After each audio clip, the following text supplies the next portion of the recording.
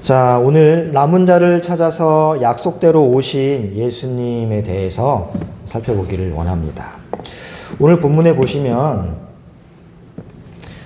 마태복음 1장 1절에서 17절까지 예수님의 족보에 대해 기록하는데 오늘 우리는 17절만 봤어요. 17절에 뭐라고 이제 정리를 하냐면 아브라함부터 다윗까지 14대고 다윗부터 바벨론 포로까지 14대, 그리고 포로부터 예수 그리스도까지 14대다라고 이야기를 합니다. 지금 마태는 의도적으로 이 14라는 숫자에 각각의 기간을 맞추고 있어요. 이 이유는 구약에 예언된 다윗의 후손 메시아가 바로 예수다라는 걸 확실히 말하기 위해서입니다. 히브리 사람들은 전에 한번 제가 설명드린 적이 있었던 것 같은데 알파벳으로 숫자를 표기해요. 알파벳으로. 그들에게는 모음이 없고 자음만 있거든요. 그래서 각 자음마다 숫자의 값이 매겨져 있단 말입니다. 그래서 다윗 하면은 이제 히브리어로 달렛, 바브, 달렛 이거거든요. 달렛이 숫자 값이 4예요. 그리고 바브가 숫자 값이 6이에요. 또 달렛이 숫자 값이 4예요. 그러니까 4, 6, 4를 더하면 14가 됩니다. 그러니까 다윗 하면 히브리 사람들은 14라는 숫자를 떠올렸다고요. 그래서 14는 성경에서 다윗을 상징하는 수로 통합니다. 그러니까 지금 이 마태가 계속 14를 맞추는 이유는 이가 바로 너희들의 문화대로, 너희들의 상식대로, 생각대로 생각할 때 다윗의 다윗의 숫자 14에 맞게 오시는 분이다라는 걸 말하고 싶은 거죠. 그리고는 이 다윗의 후손으로 약속된 메시아가 어떻게 오셨는지 차근차근 설명해 나갑니다. 그러면서 제일 먼저 소개하는 게 처녀 마리아가 잉태를 하고요. 요셉이 마리아를 오해하게 됩니다. 그래서 바람을 피운 줄 알고 조용히 파혼을 하려고 했지요. 그때 천사가 요셉에게 이러한 사정을 다 설명해 주면서 지금 마리아에게 일어난 일은 마리아가 부정한 행위를 했기 때문에 그런 것이 아니라 성령으로 잉태된 것이고 그 이유는 이사야의 예언을 이루기 위함이다 라고 말을 해줍니다. 자, 마태복음 1장 23절을 함께 읽어보겠습니다. 시작! 보라, 처녀가 잉태하여 아들을 낳을 것이요 임마누엘이라 하리라 하셨으니 이를 번역한 즉 하나님이 우리와 함께 계시다 함이라. 예, 자, 지금 천사가 예수 그리스도의 이름을 소개하면서 인용한 구절은 뭐냐면 지금 마태복음 1장 23절 요 말씀을 인용했던 배경이 언제냐면 이사야가 활동하던 BC 735년경 유다왕 아하스 때 있었던 선포가 지금 천사로 하여금 요셉에게 다시 한번 선포가 되는 거거든요.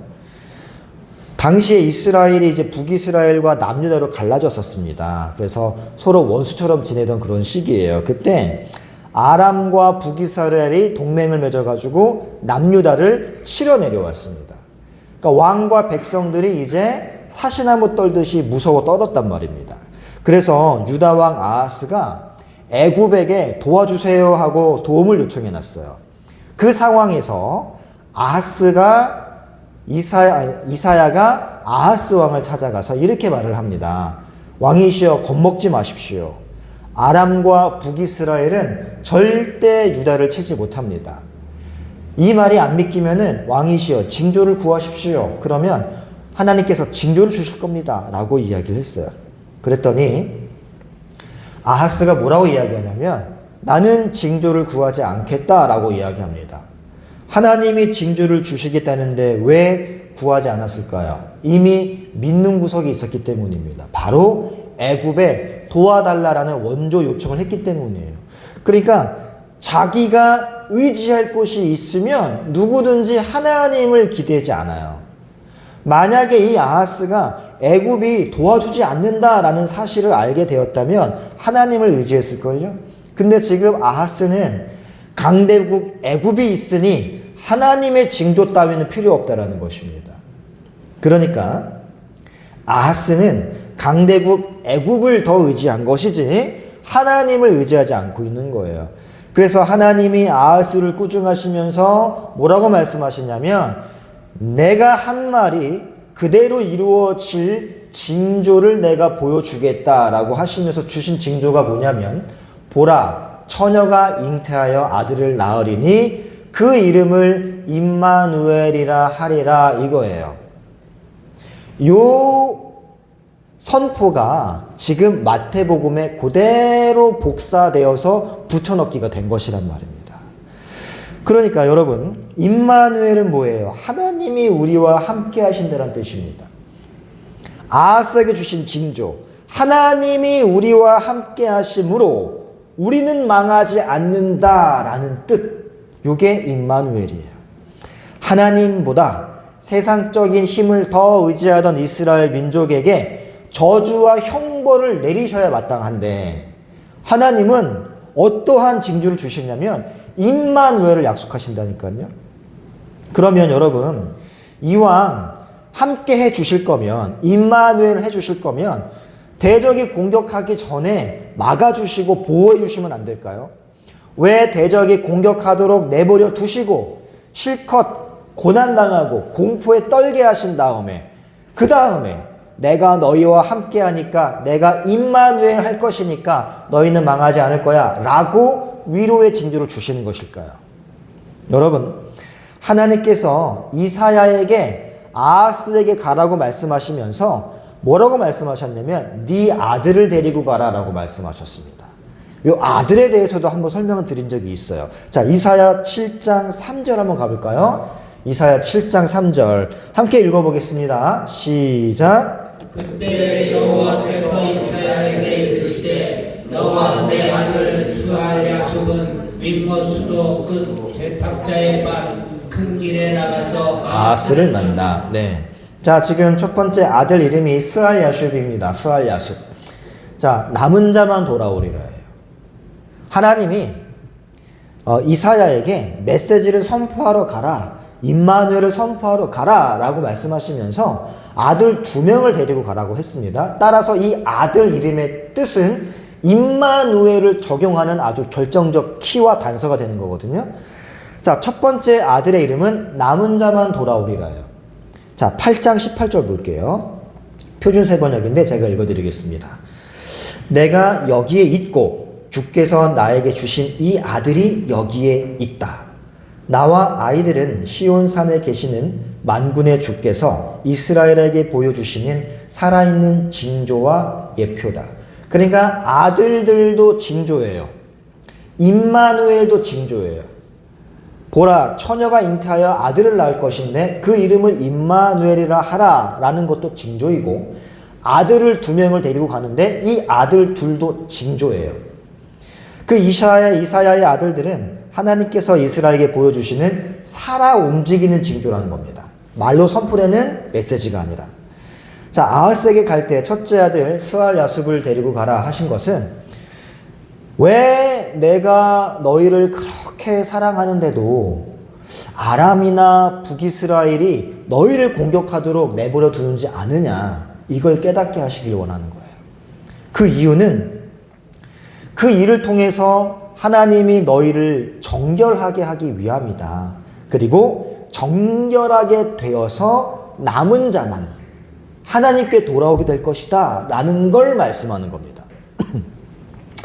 그리고 8장에 둘째 아들이 또 나와요. 자, 8장 3절 보겠습니다. 함께 읽습니다. 시작. 내가 내 아내를 가까이 하매 그가 임신하여 아들을 낳은지라 여호와께서 내게 이르시되 그의 이름을 마할살랄 하스바스라 하라. 예. 자, 두 번째 이름은 마할살랄 하스바스예요. 이 말의 뜻은 노략이 속히 임하리라. 심판이 속히 임하리라 라는 의미입니다. 자, 이사야의 두 아들을 무엇이라고 했어요? 하나님이 보여주시는 살아있는 징조라고 했습니다. 남은 자를 제외한 이들에게는 심판이 임할 겁니다. 정결하게 되어 남은 자로 돌아오는 자들은 구원이 임하고, 그렇지 않은 자들은 심판이 속히 임할 것이다. 요게 임마누엘과 관련이 있는 거예요. 여기까지 정리를 하면요, 지금 하나님이 애굽을 의지하는 유다 왕 아하스에게 뭐라고 말씀하시는 거냐면, 너희는 내 백성이니까 내가 분명히 반드시 아람과 북이스라엘 연합군으로부터 너희를 보호하고 건질 것이다. 그런데 내가 왜 그 고통을 미리 막아주지 않는지 아느냐? 그것은 너희들이 너희의 죄를 깨닫고 너희가 회개하고 정결하게 되어서 그 이방국의 공격에, 그 불같은 심판에 정말 정결하게 되어서 너희가 회개하고 하나님께 돌아오게 하기 위함이다 라는 것을 말해주고 싶은 겁니다. 하지만 너희를 공격하는 그 무리는 반드시 일시적으로 사용되는 도구에 불과하고, 내가 언젠간 반드시 너희의 훈련이 끝나면, 너희의 연단이 끝나면 반드시 심판하고 멸망시킬 거다. 그러니까 너무 낙심하지 말아라 라는 메시지를 주시기 위해 이러한 징조를 주시는 거예요. 그래서 이사야의 아들 이름을 남은 자만 돌아올 것이고 나머지는 심판을 속히 받게 될 것이다 라는 의미로 스알라 야숲 마엘살랄 하스바스라고 짓게 하시고, 메시지 선포할 때 그들을 데리고 가게 하신 겁니다. 자, 그리고 여러분 마태복음 2장 6절 한번 보세요. 마태복음 2장 6절 함께 읽습니다. 시작. 또 유대 땅 베들레헴아, 너는 유대 보울 중에 가장 작지 아니하도다. 내게서 한 다스리는 자가 나와서 내 백성 이스라엘의 목자가 되리라 하였음이니. 아멘. 자, 요거는요 이제 미가서를 인용하여 마태가 갖다 쓴 겁니다. 자, 미가도 역시 이사야와 호세아와 동시대에 활약했던 선지자예요.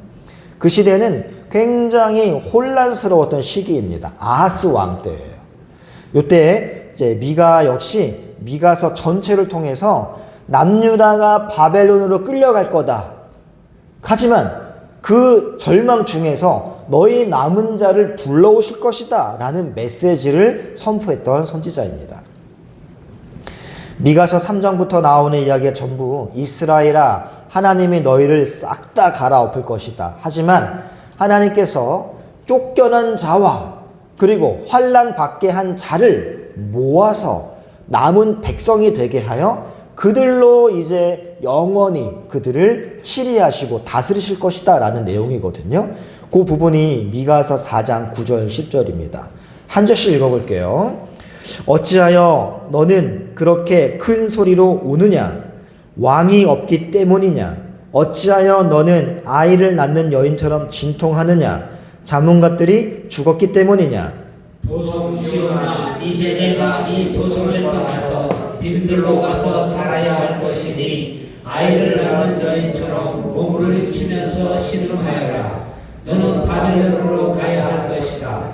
거기에서 주께서 너를 건지시고 너희 원수에게서 너를 속량하실 것이다. 네. 자, 이해를 돕기 위해서 제가 표준세 번역으로 올려드렸습니다. 이 구절은요, 교회에게 교회야, 이스라엘아, 너희는 아이를 낳는 여인처럼 고통을 당할 것이다 라는 걸 예고하는 거예요.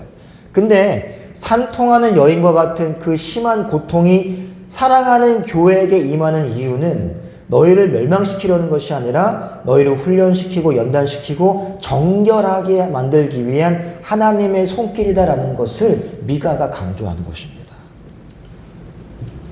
하지만 결국에는 하나님이 원하시는 분량만큼 정결하게 되고 연단된다면 반드시 건짐을 받게 될 것이다. 구원을 받게 될 것이다. 라는 내용이에요. 어떻게 건짐을 받게 됩니까? 미가서 5장 2절 3절 보시면요. 베들레헴 에브라다야, 너는 유다 족속 중에 작을지라도 이스라엘을 다스릴 자가 내게로 나올 것이라. 그의 근본은 상고의 태초에니라. 그러므로 여인이 해산하기까지 그들을 붙여 두시겠고 그 후에는 그 형제 남은 자가 이스라엘 자손에게로 돌아오니 라고 이야기합니다.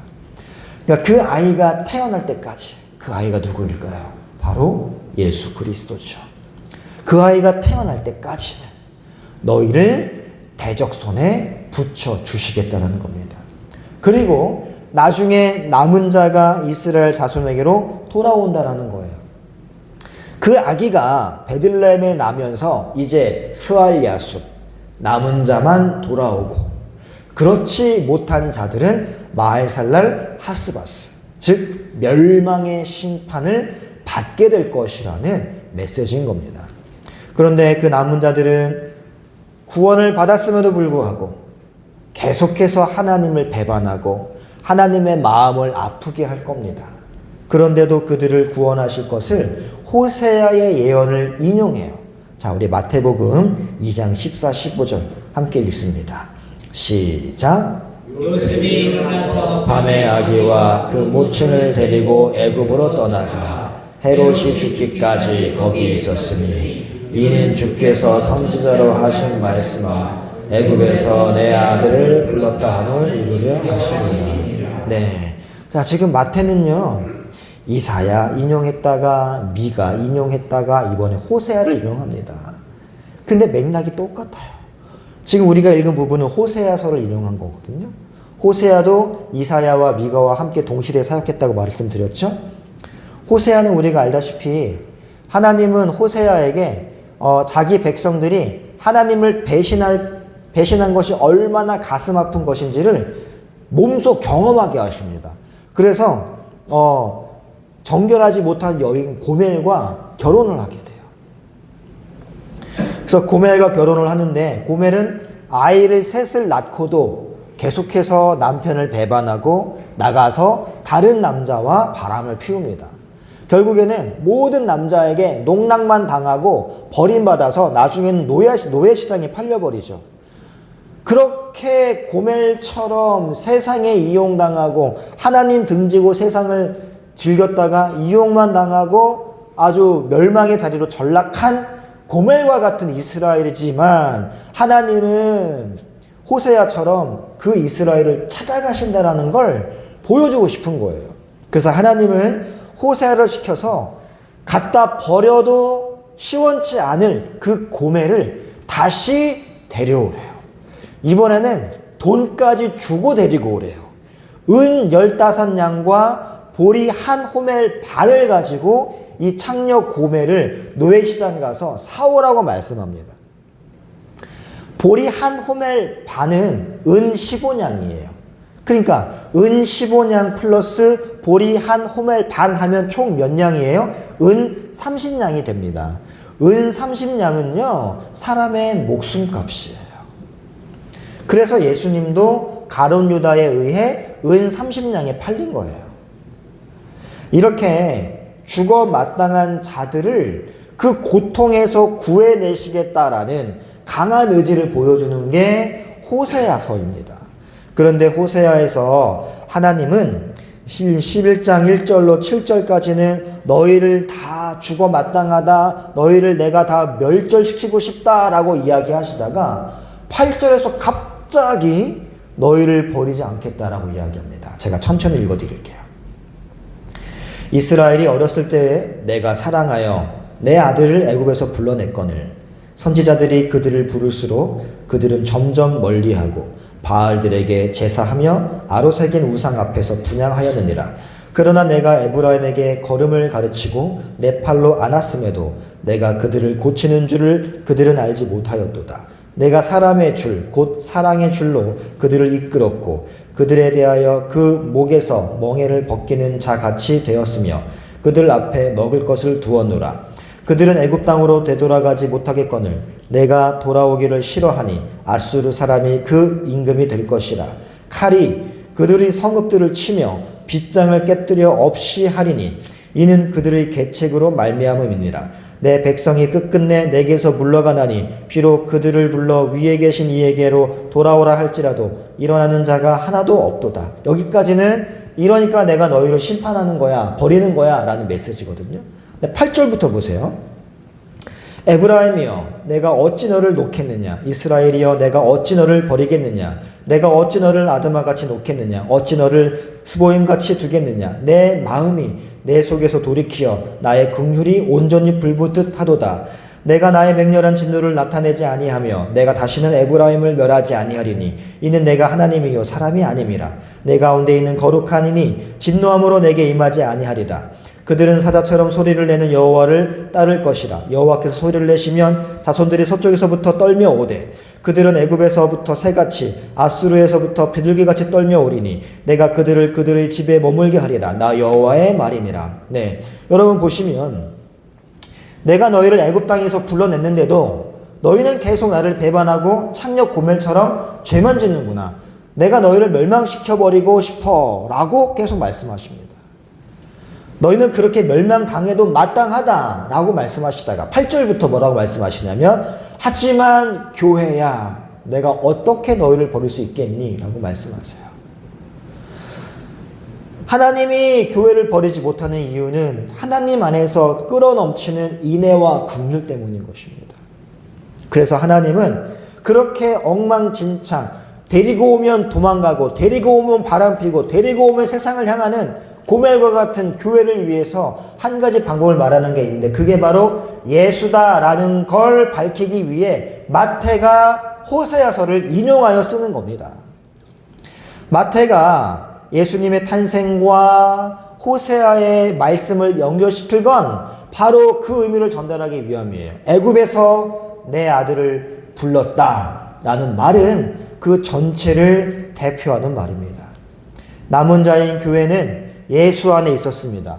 그런데 그 예수가 세상 애굽의 피신해 있다가 다시 돌아오셨어요. 그러면 자동으로 그 예수 안에 연합해 있던 교회도 같이 나오게 되는 거예요.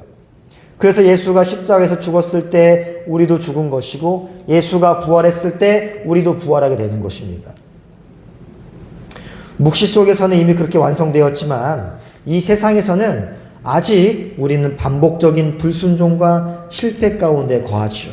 구약의 이스라엘의 모습은 바로 우리의 모습입니다.